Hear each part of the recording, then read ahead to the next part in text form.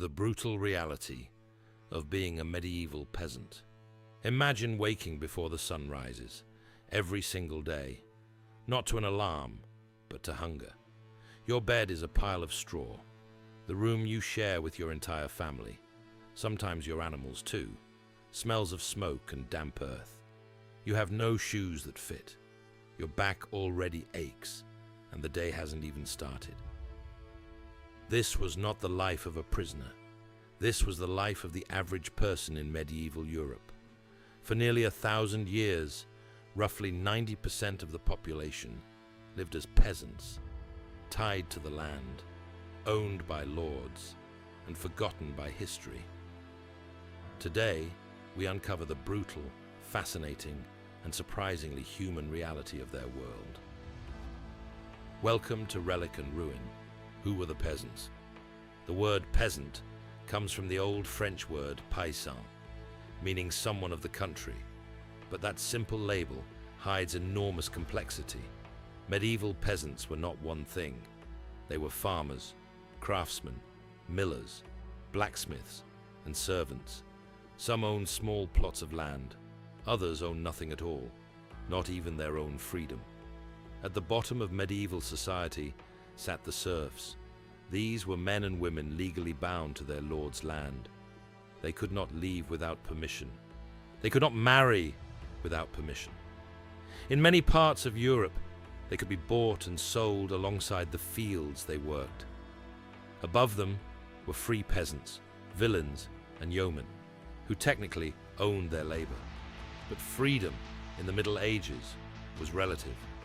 Whether free or serf, the peasant's world revolved entirely around one thing: survival. A day in the life. A typical peasant day began at first light, roughly 5 a.m. in summer, later in winter. There was no snooze button. The land didn't wait. Breakfast, if it existed at all, was pottage. A thick grey stew of whatever vegetables were available. Leeks, beans, oats. Sometimes a scrap of salted meat if the family was lucky. Eaten from a shared bowl, standing up before heading into the fields. Work consumed everything. Ploughing, planting, weeding, harvesting. The rhythm of the year, dictated by seasons and lords alike. A peasant might work from sunrise to sunset, 6 days a week. Sunday was technically rest. The church demanded it. But there were animals to feed, water to carry, fires to keep. Rest was a luxury medieval peasants could rarely afford. And yet, they were not joyless. Feast days broke the monotony. Ale was brewed at home. Songs were sung. People fell in love, raised children, and built communities that lasted generations. Life was hard, but it was still life. What they ate and what they didn't. Here is a fact that might surprise you. Medieval peasants almost never ate meat. Livestock was too valuable to slaughter for food. An ox pulled your plow. A cow gave milk. Chickens gave eggs. You didn't eat your tools. The peasant diet was built almost entirely on bread. Dense, dark, coarse bread made from rye or barley.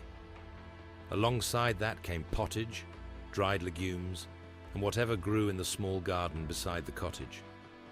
Water was often unsafe to drink, contaminated by the same rivers used for washing and waste. So they drank ale.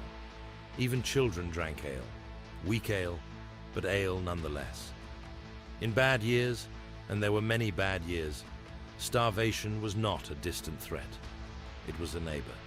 The Great Famine of 1322 killed millions across Europe.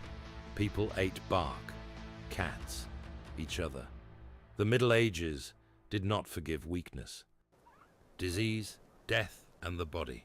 If you were born a medieval peasant, the odds were already against you. Roughly 1 in 3 children did not survive to their 5th birthday.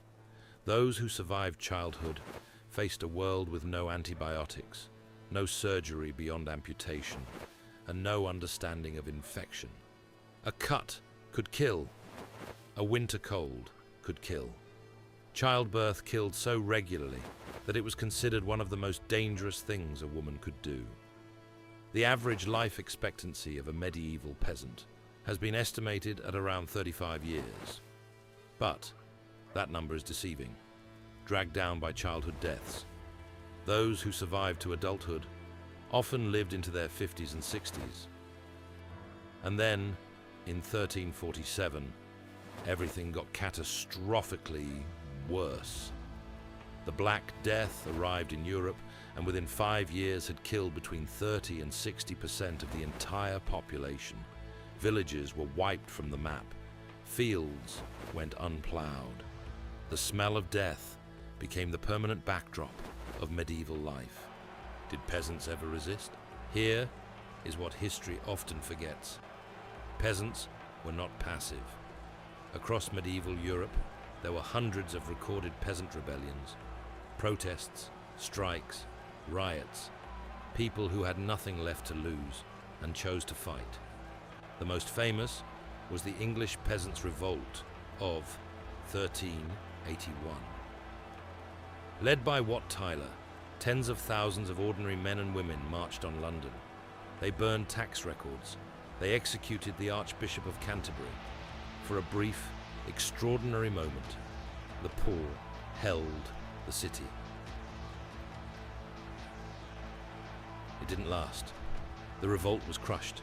Wat Tyler was killed. The king took back his promises, but something had shifted.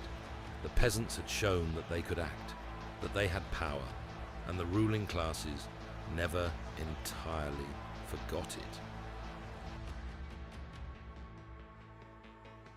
The medieval peasant built the cathedrals, grew the food, fought the wars, buried the dead, and yet for centuries, history barely remembered their names. They were not just background characters in someone else's story, they were the story. If you found this video interesting, subscribe to Relic and Ruin. Every week we go deeper into the world that history forgot. We uncover the truth, and the reality is nothing like the legends. The past is waiting. Let's dig it up.